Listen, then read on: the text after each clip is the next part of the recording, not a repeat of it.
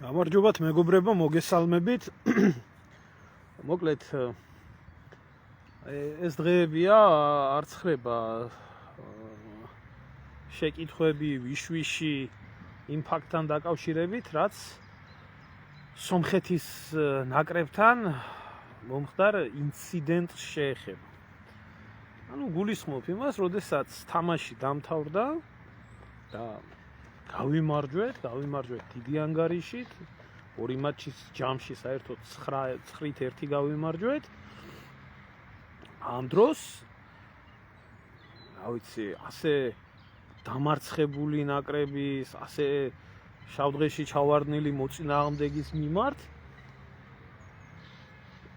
წესით და რიგით სიბრალური უფრო შეიძლება გამოხატულიყო ნორმალური ადამიანების მხრიდან, ვიდრე ის აგრესია, რომელი აგრესიაც იქნა განხორციელებული, თვითონ იქ სტადიონზეც იძახოდა ხალხი სირცხვილი, მაგრამ ახლა 200, 300 და 400 არანორმალურს ყველგან მონახავს. ადამიანი თუ მოინდომა და ყველგან გააკეთებიებს იმას, რისი გაკეთებაც უნდა. ამიტომ ერთი მხრივ ხომ, მე როგორც ეს ერის სირცხვილი ნამდვილად არ არის, ახლა ყველა ერში არის ცუდი და კარგი, მაგრამ როგორც ეს ფაქტი მე პირადად რაღაცნაირად უხერხულობის და სირცხვილის გრძნობას მიწვევს, რომ ამდენი დებილი ასე მარტივად შეიძლება იქნას პროვოცირებული. და მე მწვენია ის რაც მოხდა, რადგან ეს იყო დამარცხებულის მიმართაც ისეთი უღირსი და უპატივცემულო საქციელის გამოვლინება, რომელიც არ ეკადრება არც ერთ ნორმალურ ადამიანს და არაბუნებრივია და არანორმალური არის ქართველის ფენომენიდან გამომდინარე. ახლა არ ვართ ჩვენ ქართველები ისეთი ადამიანები და ისეთი გენი არა ქართველ ერს, რომ ისეთი სასტიკი იყოს, დამარცხებულს და მიწასთან გასწორებულს კიდე ლანძღავდეს, აფურთხებდეს, აგინებდეს, წაქცეულს ურტყამდეს და წიხს აჭერდეს. ხო, ისე ერთი წამით ზოგიერთებმა რო დაიწყეს იქ აპრავდანია, ერთი წამით თქვენ წარმოიდგინეთ, რომ საქართველოს ნაკრებს საერთო ჯამში 9-1 წაეგო და უცხო ქვეყნის გულშემატკივარს შემდეგ ესეთი საქციელი ჩაედინა, როგორი საქციელით დინამო სტადიონზე მოხდა. როგორი დამოკიდებულება იქნებოდა ქართველების მიმართ, ამ ერის მიმართ, ამ ხალხის მიმართ, ამ ქვეყნის მიმართ, ამ ნაკრების მიმართ, ხო კარგად წარმოგიდგენიათ, აგერ ახლა ევროპის ჩემპიონატი რო იყო, თურქებთან თამაში რო იყო, რაღაცა ელემენტარული დროშის გაწევის გამო და გამოწევის გამო იმხელა ჭუბი ატყდა და ამხელა უზარმაზარ სტადიონზე თურქებით იყო გავსებული, თავზე დაამტრიეს ყველაფერი ამ თურქებს და ერთი ამბავი იყო. ახლა ასე რომ მოქცეოდნენ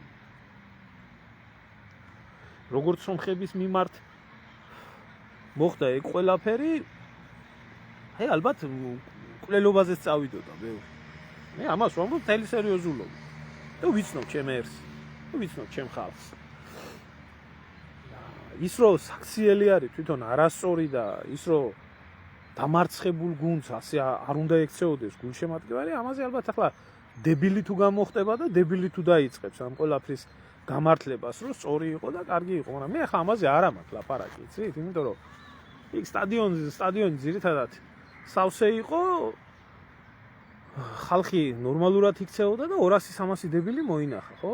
კაი, 200 მე მინდა უბრალოდ ამ ფაქტს გავყვე, ისე ასე ცოტა სხვა კუთხიდან დაგანახოთ, იმიტომ რომ ეს არის ჩვეულებრივი დაგეგმილი პროვოკაცია თურქული სპეცსამსახურების, თუ რატო არის ამას კითხულობთ, თურქულ-აზერბაიჯანული სპეცსამსახურების, smart თურქების არ არის, რომელთა ინტერესშიც არის, რაც შეიძლება გაფუჭებული და დაძაბული ურთიერთობა იყოს საქართველოს და სომხებს შორის, რა. ახლა ის მოწონს, ვინც არ მოწონს, ეს სხვა საკითხია. აბსოლუტურად სხვა საკითხი არის ეს. სომხეთი არის ჩვენი ისტორიული მეზობელი ქვეყანა, ყოფილა ჩვენ ორ ერს შორის კარგიც, ყოფილა ცუდიც. ახლა ძალიან ხშირად ახსენებენ აფხაზეთში ბაგრამიანის ბატალიონს, მაგრამ იმას არავინ არ ახსენებს, რომ 15-16 მარტის ბრძოლების დროს თბილისელი სომხების ორი იკარუსი რო ჩავიდა და ცოცხალი არავინ არ გამოსულა იქედან. რომელიც საქართველოს მხარეზე იბრძოდნენ და არაერთ სომეხს ვიცნობ საქართველოსთვის თავდადებულს. მე სამართლიანობა მიყვარს და სიმართლე მიყვარს. ამას არავინ არ ლაპარაკობს. ლაპარაკობენ მარტო ცუდს. ხო, ზოგადად. რატო იყო ახლა ეს აზერბაიჯანული სპეცსამსახურების პროექტიც? იმიტომ რომ როგორც კი დასრულდა ეს ყველაფერი, მომზადებულად გემრიელად გამოვიდნენ აზერბაიჯანელი ბლოგერები, დაიწყეს აი ამ უღირსი საქციელის გამართლება, პროვოკატორების უღირსი საქციელის გამართლება, ამოიღეს ის რუკები, რომ თურმე სომხები ასე ასწავლიან, რომ თურმე სომხები ისე ასწავლიან, რომ საქართველო მათია, ისა რა ქვია, ბორჯომი მათია, ის რუსთაველი მათია და ასე შემდეგ და ასე შემდეგ და აბა რა თქმა უნდა, ახლა იმათმა მშვენივრად ნახეს მომენტი და რა თქმა უნდა, საქართველოს ნაკრები კავკასიის რეგიონში უძლიერესი ნაკრები არის და დამსახურებულად გაიმარჯვესო და ეს იყო თურმე ქართველებში ჩარჩენილი ამ ბოღმის გამოვლინება. აი, ამით ვინ დაზარალდა? ანუ რა დაზარალდა და ვინ დაზარალდა? ამით დაზარალდა ჩვენი ქვეყანა, ამით დაზარალდა ჩვენი ერი, ამით დაზარალდა ქართული ფეხბურთი. იმიტომ რომ აგერ ახლა სულ მალე თურქებთან არის თამაში, თურქებთან ხაზგასმით მინდა აღნიშნო. თურქებთან ჯარიმასთან ერთად დიდი ალბათობით თურქებთან მაყურებლების გარეშე ჩატარდება თამაში. მაყურებლების გარეშე და რატო? ეს რაც ხდებოდა სტადიონზე, ხო, ასეთი გამოვლინებები იყო შემჩნეული და არაერთხელ იყო გაფრთხილებული. 2004 წელს 2 წლიანი გაფრთხილება მისცეს. მათ შორის ეს მილანის ლეგენდების მატჩი რო იყო და მსგავსი რაღაცეები რო ტარდებოდა, მაშინაც შევარდნენ სტადიონზე და მაშინაც გააფრთხილა UEFA-მ, რომ ესეთი რაღაცეები არ შეიძლება თუ რა დაისჭერთ. ანუ ყველაფერი იყო მზად იმისთვის, რომ ერთი პატარა პროვოკაცია რომ მოხდარიყო, საქართველოს ნაკრები დასჯილიყო. დასჯილიყო. და ახლა როდესაც გადავხედოთ, ვინა ამ ყველაფერზე პასუხისმგებელი?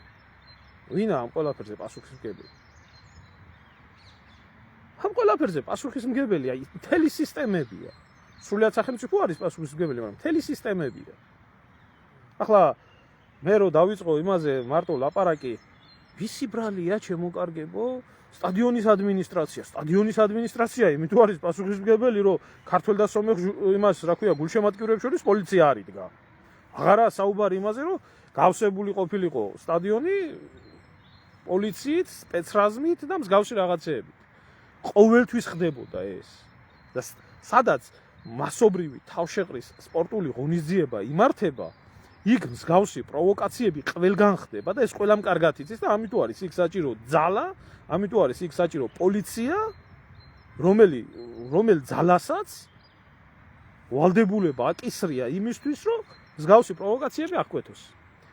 სად იყო ამ დროს გომელაურის სტრუქტურა და სად იყო აქ გომელაურის სისტემა, აი ამ ძაღლის გაგდებულის, მართლა არაკაცი მათხოვარის, თავარი პოლიციელის ქვეყანაში, რომელსაც ღირსების ორდენები და რა ვიცი რა არა აქვს ჩამოკიდებული, რომელსაც უბრალოდ ჭირდებოდა დაახლოებით 400-500 პოლიციელის გამოგზავნა იმისთვის, რომ ყოფილიყვნენ მინიმუმ უსაფრთხოების ქვეშ სტუმრები. აღარა იქ საუბარი ისე იყო მოშიშვლებული, მოტიალებული, მადლობა ღმერთს, რომ რაღაცა უბედურება არ მოხდა კიდე. ხდება, ჩემო ძმაო, თორნიკე ხდება. მე 2009 წელი იყო, მაშინ ჯარში მსახურობდით და ჯარიდან წაგვიყვანეს, უნდა დავსწრებოდით თამაშს, საქართველოს კვიპროსის თამაში იყო და აქ უკვე სხვებთან კი არა. გამოვიდა ვიღაცა შეშლილი და ჯარისკაცებს დედის გინება დაგვიწყო. და ამის გამო ჩხუბი მოგვივიდა სტადიონზე, ვერც პოლიციამ და ვერც სპეცრაზმმა ვერ გამოგტყავეს ხელიდან. იყო ეს თვითონ ქართველებს შორის მოხდა. ესეთი პროვოკაციები ხდება ყველგან. სადაც მასობრივი თავშეყრის ესაა, რა ქვია, ადგილი არის და ახლა ფეხბურთის სტადიონზე მეტი მასობრივი თავშეყრის ადგილი არ არსებობს. და ამაში არის საქმე. სად იყო პოლიცია? სად იყო პოლიცია ელემენტარულ კითხვას სვამ, რომელსაც ევალებოდა შინაგან საქმეთა მინისტრს უსაფრთხოდ ჩატარება ქვეყნის, მით უმეტეს, როდესაც 2-3 გაფრთხილება ქვეყანას მიღებული, რატო არ მოქმედებდა? არ იცოდა უშიშროებამ ის, რომ საქართველოს და სომხებს შორის თამაშები ტრადიცია არსებობდა ასეთი თბილისის დინამოს და ესა რა ქვია თბილისის დინამოს და ერევნის არარატს შორის, როდესაც მიდიოდა თამაშები პრინციპული მეტოქეები იყვნენ და სულ ჩხუბით თავდებოდა და ამ ყველაფერს ახდა განსაკუთრებული უსაფრთხოების უზრუნველყოფა. ნუ ახლა ვისაც ახსოვს ეს პერიოდი თბილისის დინამოსთვის ერევნის არარატი იყო უხერხული მეტოქე, რომელი უხერხული მეტოქეც რა ვიცი ყველას რო უგებდა რაღაცნაირად ერევნის არარატთან აგებდა ხშირად. თუ არ გაიხსენებს ერთ თამაშს, როდესაც ერევანში მოიგეს, თუ არ ვცდები 5-0.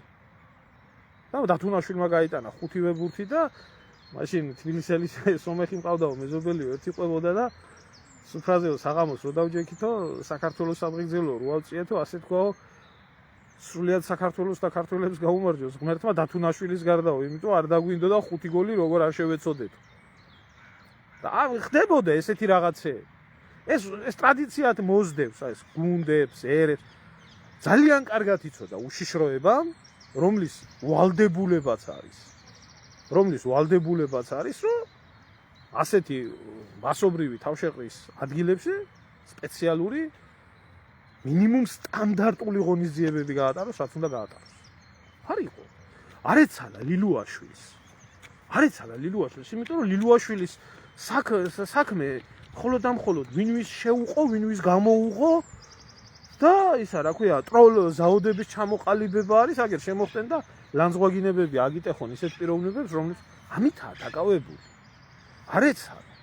ან თუ ეცალა, მაშინ საქმე იმაში არის, რომ ეს იყო შეგნებული ღალატი, შეგნებული დაგეგმილი. ეს ყველაფერი. მე ბიჭო გადახედავ იქეთ სამარცხვინოა სომხეთში კაცურად გვემასპინძლენ, გინდა თამაშის დროს, გინდა თამაშის მერე რატო ხდება ესეთი რაღაცა?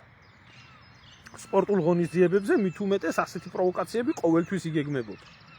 არა, ძმაო, ყველას თავი ქონდა მიდებული. გამომიხდა ახლა კობიაშვილი. და კობიაშვილი ძალიან შეწუხებულია და ბოდის სიხდის და კი არა, შენ ბიჭო, შენ და შენი ფეხბურთის ფედერაცია ზადიყავი. ძალიან პატივმოყვარე რო ხარ და ძალიან დიდი პრეტენზიები რო გაქვს. არ იცოდით?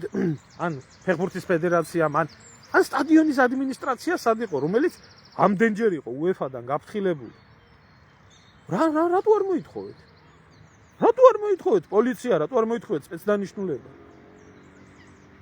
აჰა, ესე იგი საქმე იმაში არის, რომ ყველა მართალი ხართ. არავინ არაა დამნაშავე და ეს ვიღაცა 200-300 გამოქლევებული არის დამნაშავე, რომელმაც უკადრებელი საქციელი იკადრა და საინტერესო არის ისე ბიჭო, ასე ორგანიზებულად ამ 200-300 ადამიანს საიდან აღმოაჩნდა სტადიონზე შეტანის დროს ეს პივის ლუდის ქილები და კოკაკოლის ბოთლები და მსგავსი რა. საიდან აღმოაჩნდა? სად იყო სტადიონის ადმინისტრაცია? თუ ამას ვერ ხვდებოდით და ამას ვერ ხედავდით?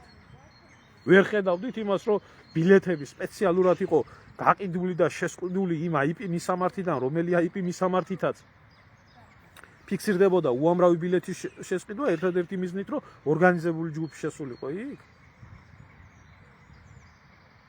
არ იცოდით? და ვინ გეგმავდა ამ ყველაფერს? ასე ელაპარაკათ მე რომ რა ცუდი ვართ ქართველები და ასე. საერთოდ ისე თუ დააკვირდებით რა, თუ დააკვირდებით, რომ ყოველი სპორტული თამაშის დროს, ყოველი გაიხსენეთ თუნდაც ევროპის ჩემპიონატზე როგორი პროვოკაციები მიყვებოდა, რომ თურქეთთან მატჩის დროს რომ ხორები ვართ, რომ დადიოდნენ სირცხვილია და მანგოია და პრეზიდენტი რო დარბოდნენ ერთად. და ეხლა გამომიხდა ეს მართლა დორბლიანი და იძახის უჯიშოების გარდა ეს დებილი ეს ძუკნა ეს ნაპრეზიდენტალი რო კითხო. ეს კახპა სალომე ზურაბიშვილი ვიღაცა უჯიშოების გამო მე მცხვენია და გამოვახლა მანგოი და მე მცხვენია რომ ქართველი ვარ და ქართველი რო ვარ იმის გამო არ მცხვენია და ეს რომ მოხდა ჩემ ქვეყანაში კი მცხვენია კი მცხვენია იმიტომ რომ ასეთი უარგისი უშიშროება მყავს ასეთი მოღალატე მინისტრები მყავს და ასეთი უნაძირლესი შინაგან საქმეთა სამინისტროს პირველი პირები მყავს რომლებმაც ელემენტარული ვერ აყვეტეს და ამ ორ შორის ამენაირად ჩანა გაუსწორებს თურქებს და აზერბაიჯანელებს მცხვენია სამაცხვენია ყველაფერი და ეს იყო მიზანმიმართული დადგმული იმიტომ რომ ვინ იხერია თურქეთმა განსაკუთრებით რატო იხეირა ერთი ის რომ დაძაბულობა ქართველებს და სომხებს შორის რა თქმა უნდა შენარჩუნდება და ეს მაგათ ინტერესებში არის მაგრამ მეორე მთავარი იმიტომ რომ თურქეთის ნაკრები ჩამოვა და ცარიელი ტრიბუნები დახვდება მე არ ვიცი ახლა ვინ მოაგვარებს ამ საკითხს რა ვიცი ცარიელი ტრიბუნებიც თუ გვაკმარეს ეგეც დიდი პატივი იქნება ალბათ თურქებისთვის გაათავისუფლეთ ეს წითელი ხალიჩი და დაისაჯოს ახლა ერი და ქვეყანა იმიტომ რომ უნამუსო ღორიშვილი ესა რა ქვია გომელაური და ლილუაშვილი არიან შეკრულები თურქულ სპეცსამსახურებთან მე როცა ვამბობ რომ დიახ ესენი არიან თურქულ აზერბაიჯანულ სპეცსამსახურებთან შეკრული ჩემს მიმართებაში და არამედ ჩემს მიმართებაში დავით გარეჯის გამო დიდგორობის გამო საქმეებს ძრავენ გვიჭერენ ამაზე ყურს არავინ არ აპარტყუნებს წადით ბიძია წადით და იმის რა ქვია იმის ათათურქის საფლავს ემთხვიეთ ათათურქის საფლავი კოცნეთ ნაძირალა ვირთხები და ეხლა გამოდი ახლა კობიაშვილი და გამოასწორ ფედერაციის პრეზიდენტი ხარ ბიჭო დაბერდი მთელი ცხოვრება ფეხბურთში ყველა ნებისმიერი რო აიყო აი ნებისმიერი აიყო ხო ვინსა და როგორა შენ მაინც ფეხბურთელი ხარ და იქა ხარ სადაც უნდა იყო მაგდენი არიცი რომ მსგავსი რაღაცა არ შეიძლება იქნას სტადიონზე უსაფრთხოება იქნას უზრუნველყოფილი პირველ რიგში უნდა ადგეს ახლა და ამ გაჭირვებული გაძვალტყებული ქართველების გადახდილი გადასახადებიდან მრავალ 10,000-იანი თუ 10,000-იანი ჯარიმები უნდა იხადონ ვიღაცა UEFA-ს ფონდებში და უნდა იზარალოს ერმა და ქვეყანა აი ესა სხვა არაფერი იმიტომ რომ საქართველოში თურქულ-აზერბაიჯანული სპეცსამსახურების მიერ ქცეული არის ქვეყანა როგორც საკუთარ ვაილათად ისე იმისი არ იყოს აფგან მუხთალიო თუ ვინც ხა პიტალო რო იყო შუა რუსთაველზე რომ მოიპარეს და აზერბაიჯანში გადაიყვანეს და მსგავსი რაღაცეები ვერა დაჭმორებულები თურქს არ ეწყინოს აზერბაიჯანელს არ ეწყინოს ქართველი გავწიროთ საქართველოს დაზარალდეს მე არაფერს არ ვერჩი არც თურქეთს და არც აზერბაიჯანელს ისინი თავის ქვეყნის პატრიოტები არიან თქვენ ახართ ჩვენი ქვეყნის მოღალატეები სა სიმართლე მე გაგიკვირდებათ რატო გაგინებთ ვინმე ეს იყო სულ იქ რაც მოხდა და ვინ აგებს პასუხსო დღეს კითხვა რო ჩნდება ამ ყველაფერზე პასუხი უნდა აგოს როგორც სტადიონის ადმინისტრაციამ პასუხი უნდა აგოს ფეხბურთის ფედერაციამ პასუხი უნდა აგოს შინაგან საქმეთა სამინისტრომ და უშიშროების სამინისტრომ ეს სტრუქტურები არიან პასუხისმგებელი ამ ყველაფერზე და დადონ ახლა გამოძიება წესიდარიგით ჩატარდებოდა გამოძიება დაიდებოდა ყველაფერი და მოსათხოს მოეთხოვოდა პასუხი ჩვენთან იგი არ მოხდება ჩვენთან არ მოხდება იმიტომ რომ გომელაური არის უშუალოდ ბიძინა ივანიშვილის ძაღლი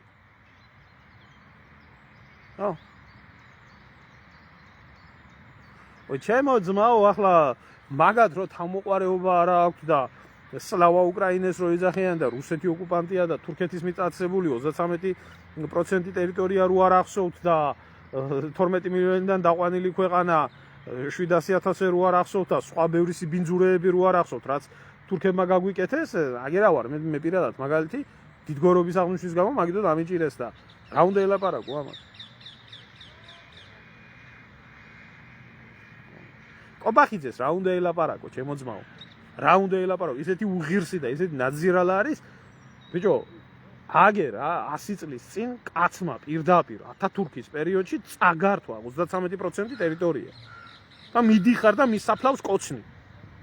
მაშინ რო ჩამოეთრევა ერდოღანი საქართველოში წაიყვანეთ ერთ აღმაშენებლის საფლავზე აკოცნიეთ. მიდით ერთი გააკეთეთ. თუ ეს პროტოკოლია და ეს თუ ეტიკეტია.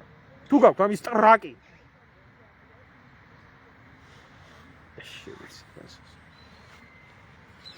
ეგაა და ეგ. სხვა არაფერი. ჩემო ძმაო, ნაცები რო იძახით, ნაცები, ვინ არიან ეს ნაცები? ნაცები ვინ არიან? აი ელემენტარული კითხვა ვსვამ.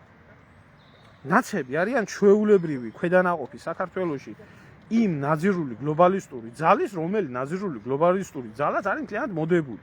და ეს ნაცები პირველი ჩასახუტებელი ხალხი იყო ბიზინა ივანიშვილი. ახლა ნაცები რო ივანიშვილმა შექმნა და ნაცებს რო რევოლუციის დროს მხარს უჭერდა და სააკაშვილი დაწყებული ყველა რო ხელფასებზე ყავდა და დაფინანსებას აძლევდა წლების მანძილზე, იგი ყველას ავიწყდება და ახლა კრუხივით როა გადაფარებული. ვინ არიან ნაცები? თუ ვინმე ნაგავი არის, ყველა არის ერთად. კი ბატონო, პუჩისტის შვილის პუჩისტია, იმიტომ რომ ეკალზე ვარდი არ ამოდის.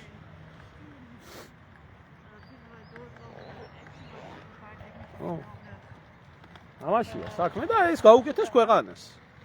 ნორმალურ ქვეყანაში აი ახლა უკვე პასუხი ექნებოდათ მოთხოვნილი ამათ, მაგრამ ჩვენ ნორმალური ქვეყანა არა ვართ.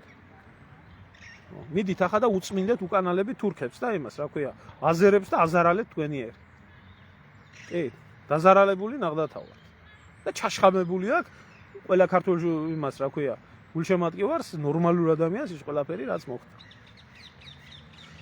კარგად გრძანდებოდეთ.